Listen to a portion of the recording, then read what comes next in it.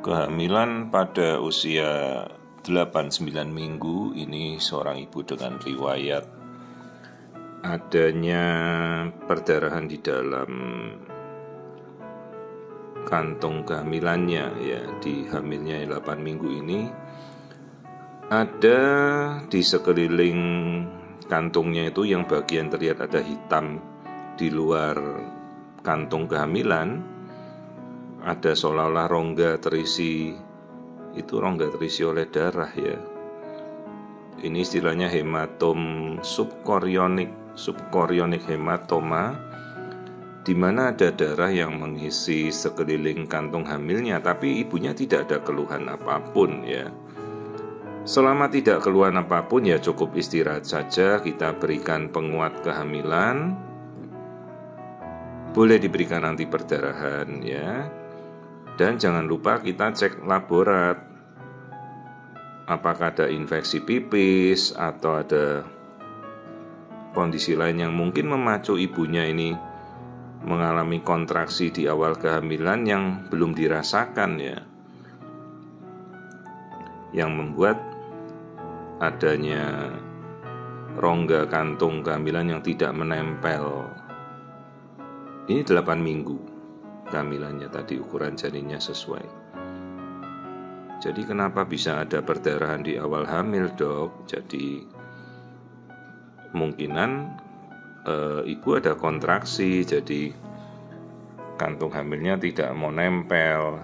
Jadi harus bagaimana, ya? Kita harus mengupayakan supaya perdarahannya berhenti, ya, meskipun tidak ada keluhan, supaya itu rongga kantungnya itu bisa nempel kembali seiring dengan membesarnya janin. Masalahnya resikonya masih cukup berat, ya, karena ini baru 8 minggu. Paling aman itu sekitar 12 minggu, yaitu nanti di minggu sudah ada plasenta.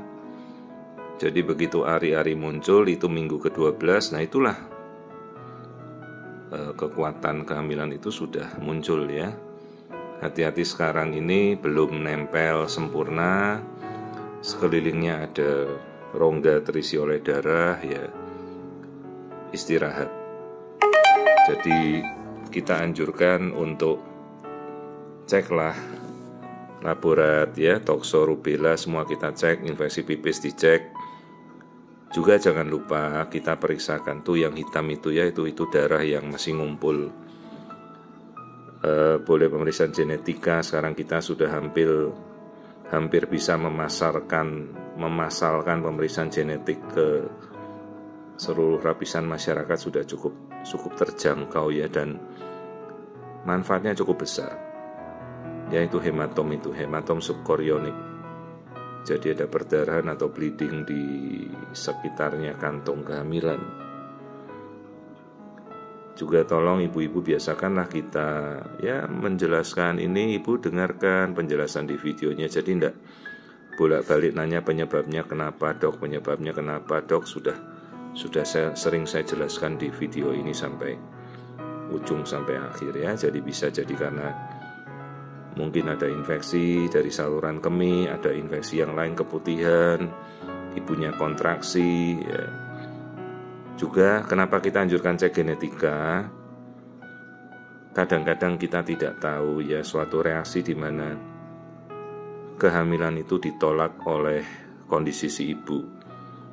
Mungkin janinnya ada suatu kelainan genetik yang kita tidak tahu, ya. Itu suatu mekanisme alam natural. Jadi jangan kita pikirkan perdarahan itu suatu hal yang normal. Iya bisa, tapi kadang-kadang reaksi penolakan karena mungkin ada sesuatu di janinnya yang kita tidak tahu, kan. Makanya itu terjadi suatu reaksi perdarahan. Kadang-kadang banyak sekali kasus keguguran spontan yang kita tidak tahu ternyata kelainan genetik atau ada suatu cacat bawaan pada janin yang mungkin tidak kompatibel dalam kehidupan. Itu suatu mekanisme alam. Ini saya tidak menemukan kondisi apapun, jadi kontrol kembali dalam 3 minggu, terus kita anjurkan cek labu genetika. Sudah sangat terjangkau dan sangat-sangat bermanfaat untuk kita tahu apakah janinnya normal secara genetik atau tidak. Pemeriksaan NIPT itu sekarang sudah tidak nyampe lebih dari 2 juta kok, ya sekitar itu. Sangat-sangat relatif ya, relatif sudah terjangkau dan bisa dilakukan di tanah air dengan mesin-mesin, semuanya ada di tanah air kok. Tidak perlu lagi harus dikirim ke luar negeri.